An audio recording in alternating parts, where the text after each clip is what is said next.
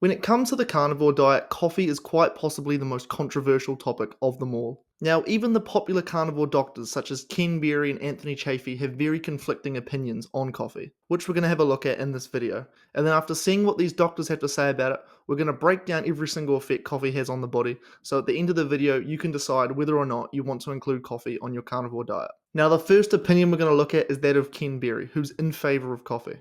So medical science has been trying to prove that coffee is bad for you since WC Post came out with Postum and spent thousands of dollars for full-page ads saying, oh, it'll stunt your children's growth, et cetera, et cetera. I love coffee personally, so full disclosure, but there is not a shred of meaningful research that coffee is bad for the majority of people.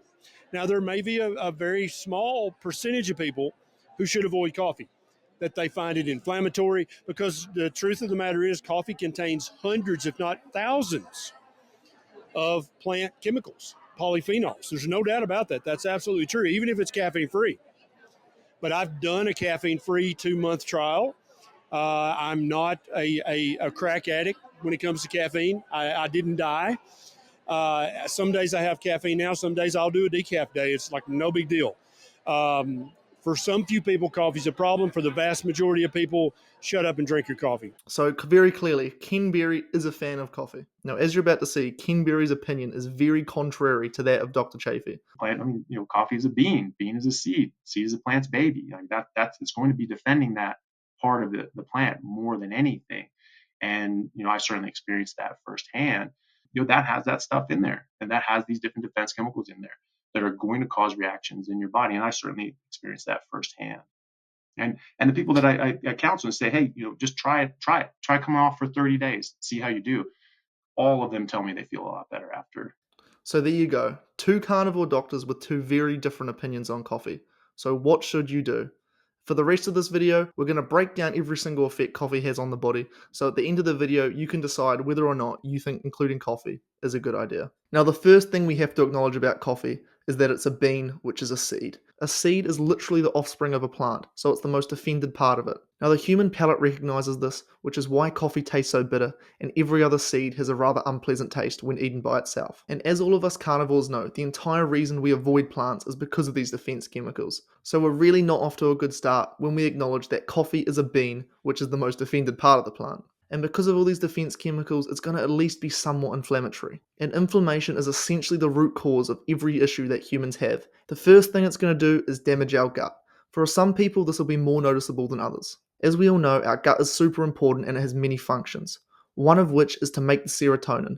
In fact, 90% of our serotonin is made in the gut. Now, when our guts get damaged, it significantly impairs our ability to make this hormone. For the vast majority of people, you won't notice any difference in your baseline levels of happiness, whether you're drinking coffee or not. But there's a small percentage of the population that drinking coffee may affect their baseline levels of happiness because it damages their gut and therefore impedes their ability to make this hormone. The next negative aspect of coffee is that it does cause anxiety for some people. When you drink coffee, it increases your adrenaline as well as a stress hormone called cortisol. Now, for some people, this just makes them feel more alert, but there are some people that report when this happens, they feel incredibly anxious. Now, it's probably the caffeine itself doing this to your adrenaline and cortisol levels and the defense chemicals from the coffee bean itself that are causing this anxiety. So if you are a very anxious person, try not drinking coffee for a while. And as I mentioned with cortisol, it is a stress hormone, so it's not a good thing that this is increased. The next problem with coffee is that it's literally a neurotoxin. Caffeine itself is literally a defense chemical made by the plant in order to fry the brains of small insects and bugs that try to eat it.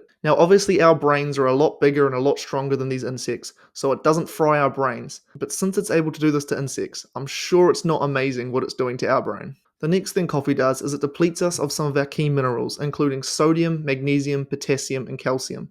Now, obviously this isn't ideal. However, red meat does contain sufficient amounts of these nutrients in a very bioavailable form. So as long as you're not consuming too much coffee, it probably isn't having too much of an effect on you. But if you are suffering from cramps, maybe cut back on the coffee a little bit. Now, another problem with coffee is the energy fluctuations. A lot of people report that when they drink coffee in the morning, they end up having an energy crash in the afternoon. Now, you can avoid this by waiting an hour and a half in the mornings to have your coffee. However, let's be real, if you are a coffee drinker, you want to have it first thing in the morning. You don't want to have to wait that long. So if you're having energy crashes in the afternoon, you might want to think about your coffee consumption. Another problem with coffee is that it literally damages our DNA. Now, we're not sure whether it's the coffee bean or the roasting process that does this, but either way, it's not very ideal. The next problem with coffee is from the roasting process. Whenever something becomes charred, it becomes carcinogenic. So the more roasted a coffee bean is, the more carcinogenic it is. So if you ask someone who loves your dark roast, you might want to switch to a slightly less roasted coffee bean. Again, intuitively we know this. The more roasted a coffee bean is, the more bitter it tastes. Coffee beans are also sprayed in pesticides, which are literally toxic man-made chemicals designed to kill anything that eats the bean. Now, even though we don't instantly die from these chemicals like little insects do, it's certainly not good for us. And studies have shown us that it messes with our gut, it messes with our hormones, and that they're just carcinogenic in general. Even organic is a complete scam. All organic means is that it's a natural pesticide. What does that even mean? What really is the difference between natural and unnatural? The word organic at this point is basically just a marketing term. So unfortunately, because of this, with our nice warm coffees in the morning, we're also getting a side of lab, man-made roasted chemicals, which certainly is not ideal. Now, because these beans are also stored for a long time before they're served to us, they end up developing mold, which is toxic to us, so again, not ideal. Another problem with coffee is the effect it has on our sleep. Caffeine has a quarter life of 12 hours, meaning that 12 hours after you consume it, 1/4 of it is still in your system. So if you have your coffee first thing in the morning, it's not as big of a problem, but an afternoon cup of coffee is definitely not a good idea for your sleep quality. Even if having a cup of coffee after midday doesn't affect your ability to fall asleep, it still affects your quality to get into a deep sleep, meaning that your overall sleep quality is going to suffer. So definitely try to stop drinking caffeine early in the day. Another problem with coffee is that it has a diuretic effect, which essentially means it dehydrates your body. However, when you drink coffee, you're adding liquid to it, whether it be in the form of water or be in the form of milk, you are adding some liquid to it.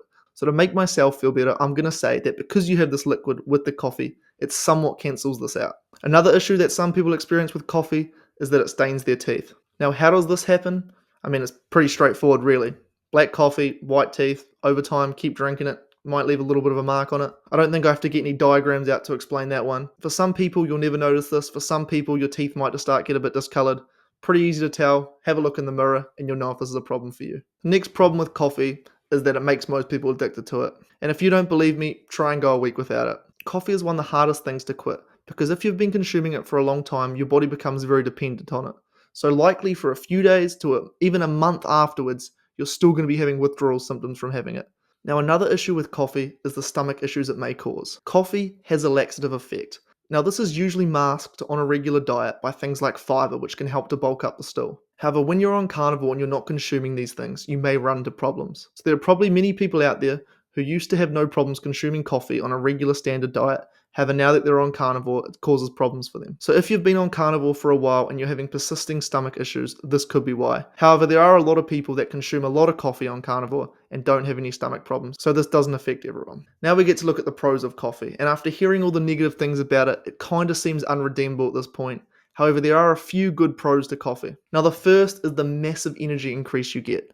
Literally, you can wake up incredibly tired and you have a coffee and just instantly, like it's magic, you're no longer tired. Now we've all experienced this from coffee at some point, and the reason it does this is it blocks something known as adenosine, which is what makes us feel tired. Now technically speaking, doing this borrows energy from later, but if you're not someone who experiences the afternoon energy crash, you're really only getting the positive aspects in terms of caffeine and your energy levels. Now, a lot of people also find that after having caffeine, it's a lot easier for them to focus. One of the main reasons for this is what we just talked about. It literally blocks your ability to feel tired and makes you feel way more energized. Another pro to coffee is that it does suppress your appetite, which is definitely a good thing if you're trying to lose weight. It also improves athletic performance, but this is rather obvious. If your energy levels increase, the chances are you're going to perform better. Another positive to coffee is it does taste amazing. Now, even though this isn't a scientific reason, it is one of the main reasons as to why people consume coffee, so it wouldn't be right if I didn't include it in a video discussing whether or not you should include coffee. Now, another pro to coffee, which again is not scientific,